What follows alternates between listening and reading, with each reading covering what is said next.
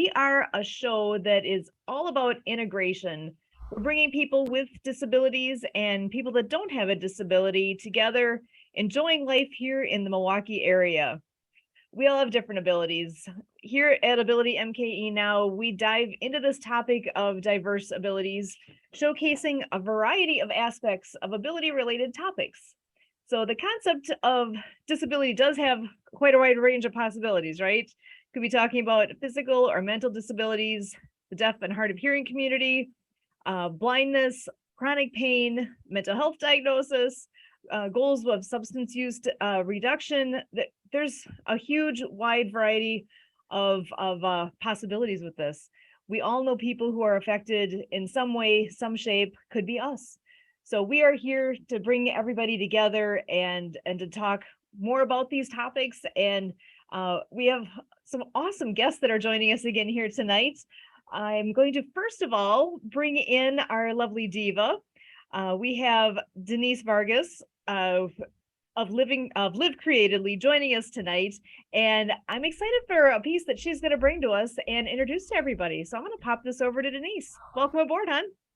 Hello, hello, and hello, Milwaukee. I love being here with you, even though I'm from New York.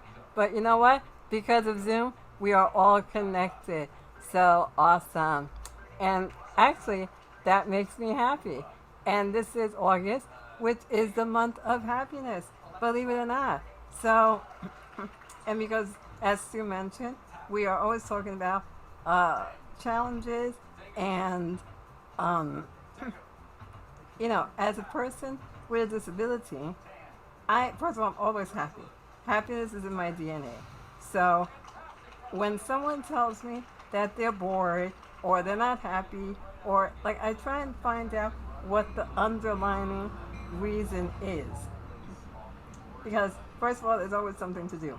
And the more that we are here for each other, the more we connect, the more socialization we have, all that just helps to bring on your happiness. And when we are happy, we worry less.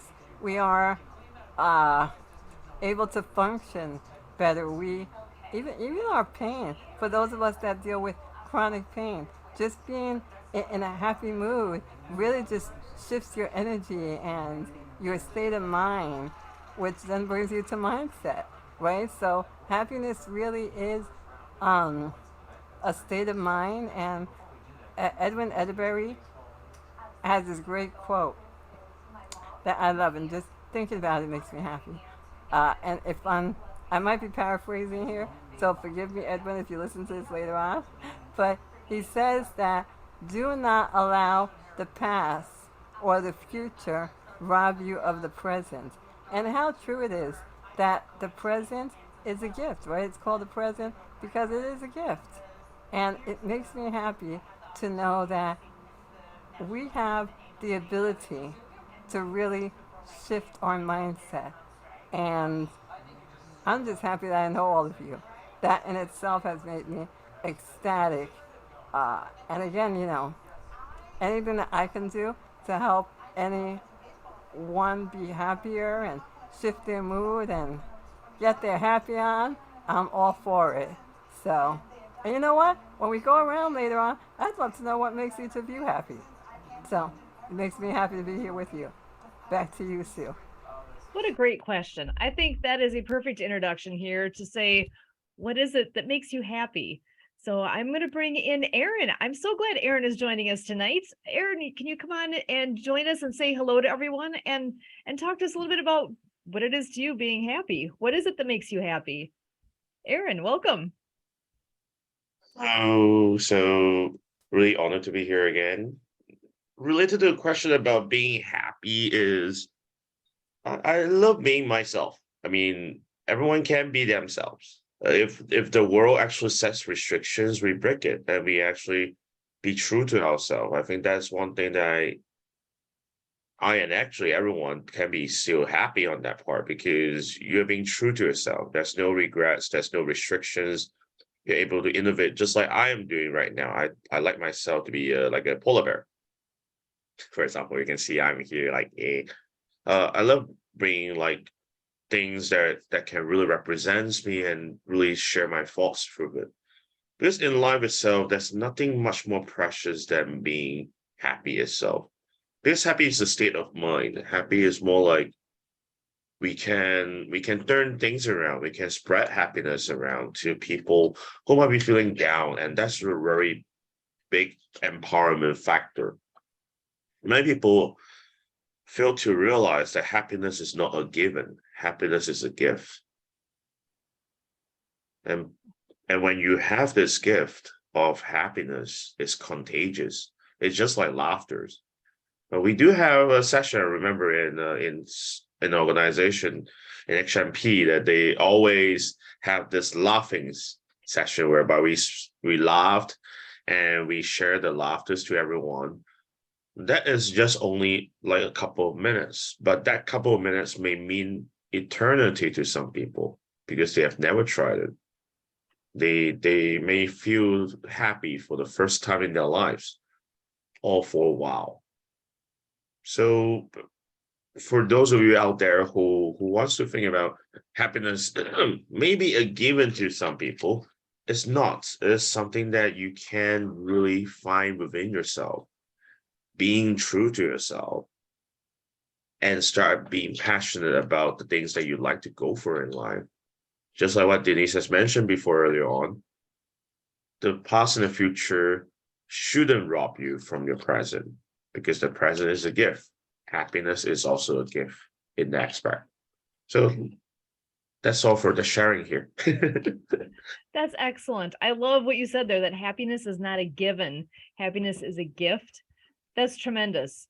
That's something I know I've heard also. If you see somebody that does not have a smile, give them yours. That was when I first heard that one, I'm like, what? Oh, yeah. Something as simple as just smiling at somebody as you're walking by can make a difference. Saying hello.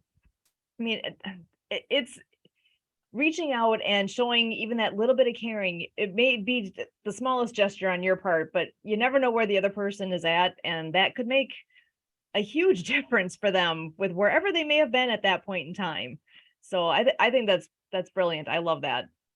And Emily, I know you're on here too. So Emily, if you could hop on as well, if you want to say hello to everybody and let us know, what is it that makes you happy?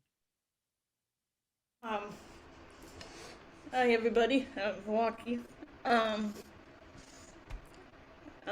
guess one thing is kind of being with family and friends and HMP and everybody that's on school right now.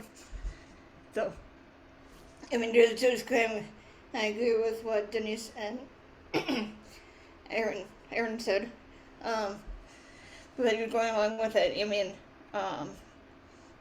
with what you were saying, Sue, I mean, Edwin, so it seems like through his 1,000 conversations,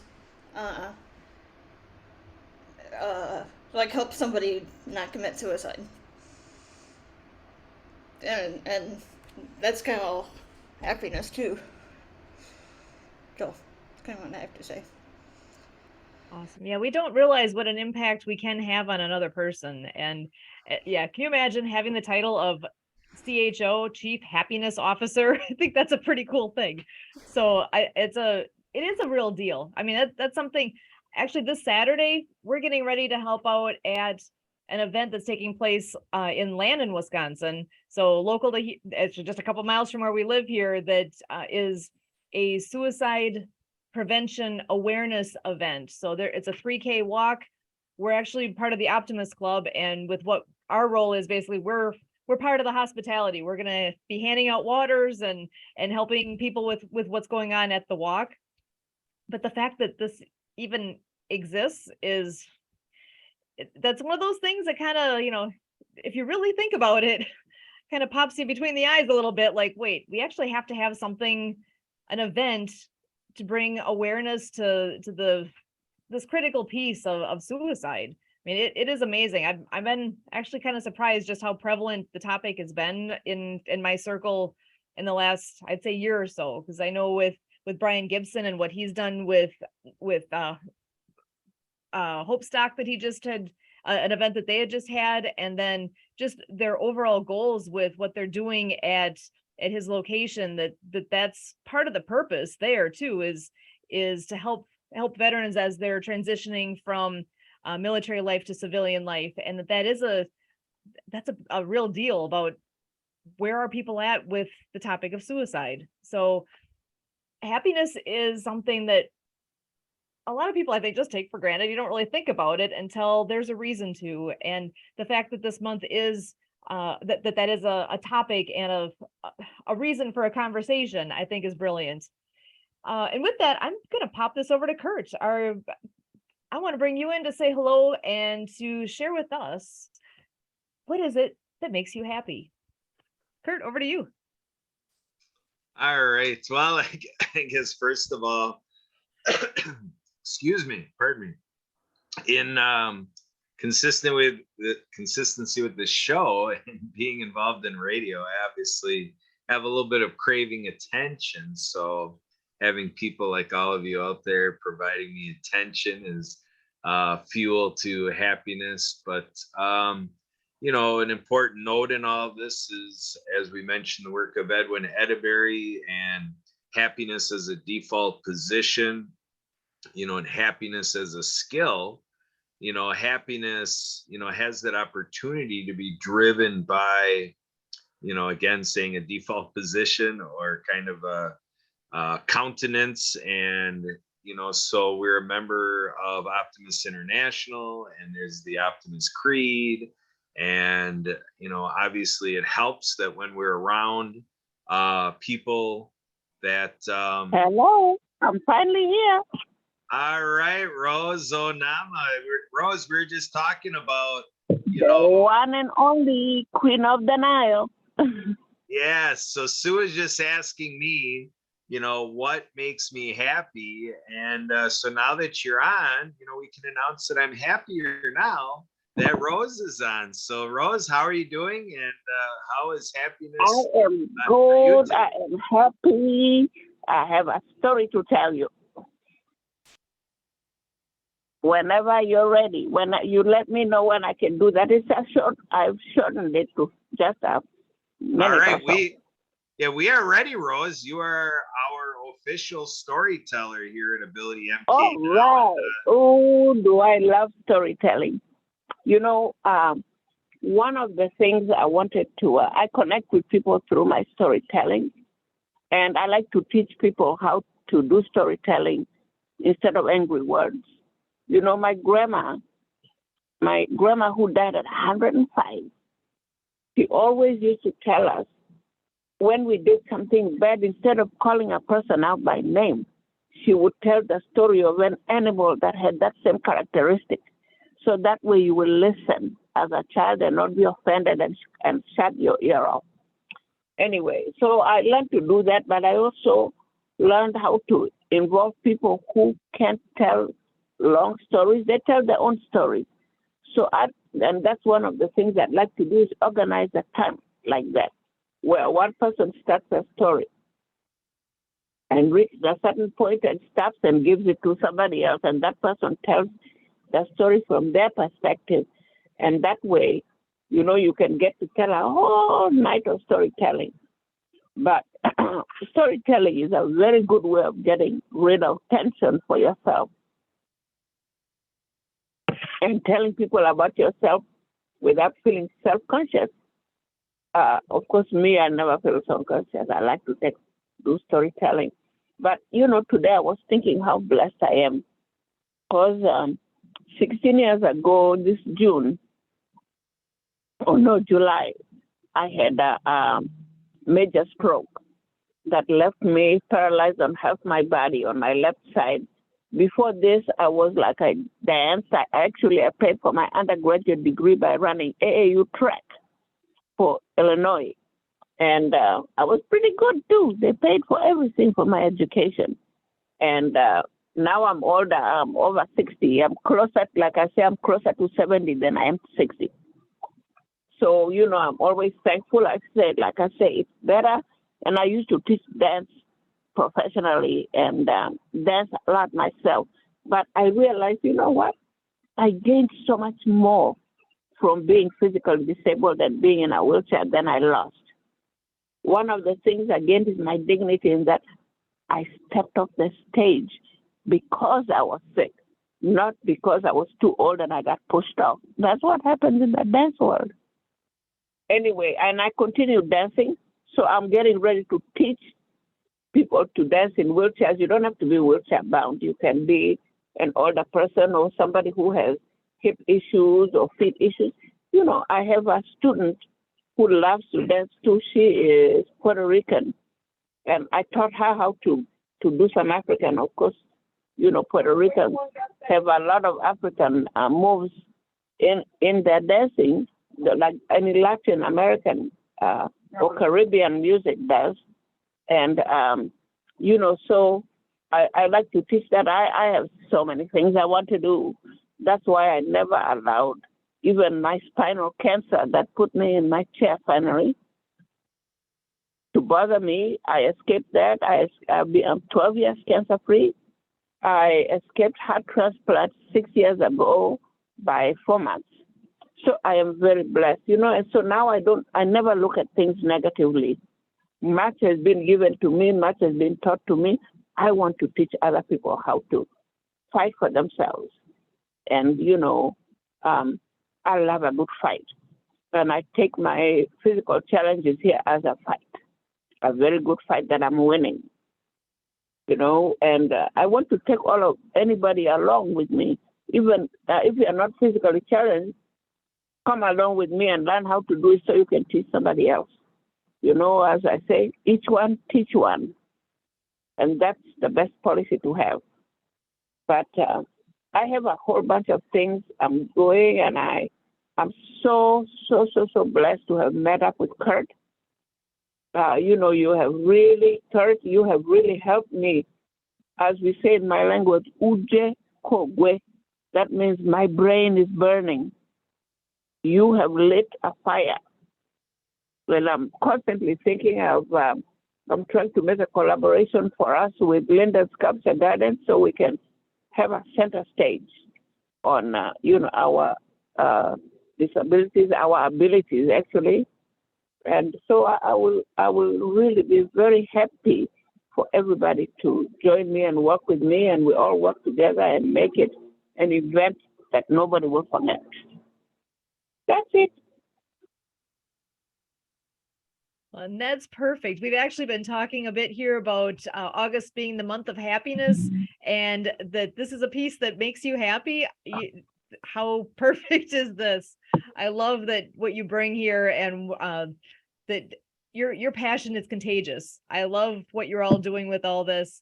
And I just wanted to open this up to the rest of the crew here with Aaron and Emily and Kurt and Denise. And do any of you have any thoughts that you wanted to share about what she's all been talking about?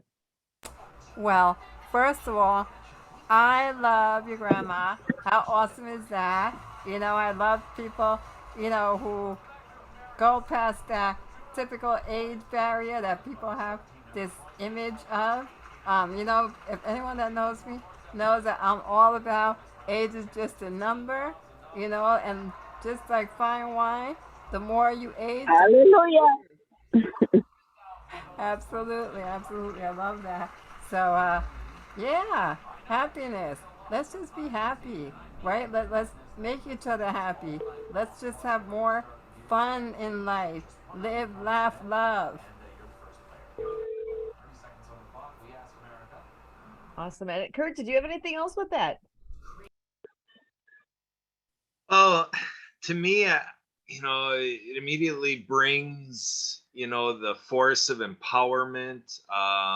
You know, Sue, you and I have been at an event where it talked about the art of allowing, you know, which is inspired by, you know, The Secret and the Law of Attraction. And there's things like the mastermind concept. So there's this whole acumen. And then, you know, I talk about in the disability community and, you know, the idea of ability and, you know, the irony of, you know, being labeled disabled or, you know, being people with disabilities. And you look at, you know, really the abilities there, you know, by each and every individual in the disability community, and how there is, you know, with Tori Prajinsky, There's this idea of stigma, and so that's part of what we're doing here is we're trying to flush out stigmas, and we're trying to give rise to,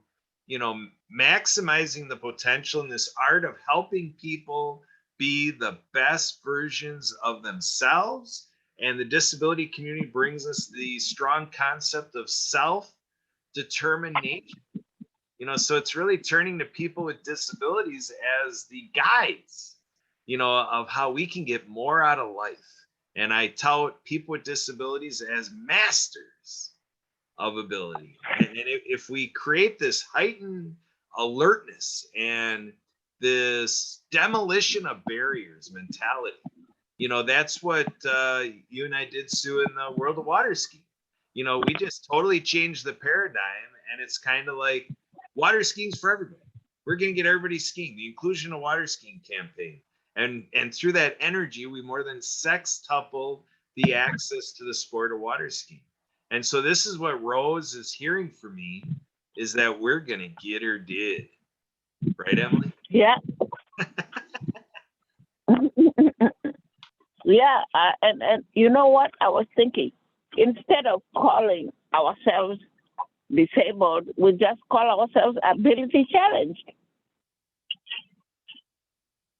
Excellent. I love the different terminology. Yeah, we are ability challenged instead of disabled. Yeah, I know that was a favorite. Chad is a good friend of ours that's been on here multiple times, and I know one of his favorite phrases is "Look at my ability, not my disability." And Right. actually, So quick shout out to Chad. Tomorrow's his birthday, so happy birthday, Chad, wherever you're at. We take this out of the way. Happy birthday. And Aaron, I just want to bring you back in here as well. Did you have anything else that that this brought to mind for you, Aaron? I think the conversation is very intriguing because as an advocate for people with, we call that as special abilities, because I always think that everyone has a special talents and stuff. As basically that story that our speaker has just shared, it just makes me reflect on the power of public speaking and storytelling itself, because in just a couple of minutes is a very fine art to reflect and also share one's life for just a couple of minutes. Builds credentials, builds trust, builds connection. I really appreciate that, especially on your genuine sharings and to of your grandma to us, and that really makes an impact. I really thank you for sharing on that part. Along the lines, I think everyone has so much to offer in this world. I actually wanted to build a place without labels. I mean, but that's hard because sometimes people are judgmental. People will actually just give us labels. No matter whether you are anyone in this world, we all have labels in sometimes. But that whether these labels will be helpful and really making us feeling very happy in some way, it's really up to us to be very objective about it. Instead of being very subjective. Yeah. That's all we're sharing. And I know you've got connections with what you've done with TED Talks, and I had just actually listened to one a couple days ago that just so happens the topic was happiness, and the part of what that person was speaking to was asking the question, was today a good day or a bad day for you? And to take a moment and think about, was today a good day or a bad day? Okay, well, what about tomorrow? What do you want tomorrow to be? Do you want it to be a good day or a bad day? Well, I'm pretty sure everybody's gonna say a good day. It's like, well, what about the next day? Do you want it to be a good day? Do you want it to be a bad day? And just think about that going forward. If you're expecting to have a good day, if you put yourself into that mindset that, I want to have a good day, I want to be happy, and to be in that mindset, that makes a difference, because who thinks about that part? It's like, well, am I expecting it to be a good one or a bad one? And which would I prefer? And what is my role in making sure that happens? So there's so many things that can be learned and touched on like that. Aaron, go ahead. I was saying that sometimes I think that speech is actually very helpful for around 70 to 80% of the people around the world. That speech itself is supposed to be inspirational when I first heard it. But there are some people that some talks cannot reach. That's why we have many, many talks and many, many types of speakers around the world that reach the connection. A story can connect to many people, but it cannot connect to all people. And we're still trying our best. It is one of the philosophy that a storyteller is aiming for, is to connect to all parts of the world and all parts of every type of people. If we can master that craft, I think we can accomplish. And I mean, like, for me, I can pass away without regrets if I manage to achieve that in my lifetime. Now, for that one, because I am in the past, I was a really extremely pessimistic person. I don't trust people because of all the losses and all the pains I had before. But then as the time goes by through storytelling, through sharing and doing many, many talks, keynotes around the world, I start to build that trust and connection again.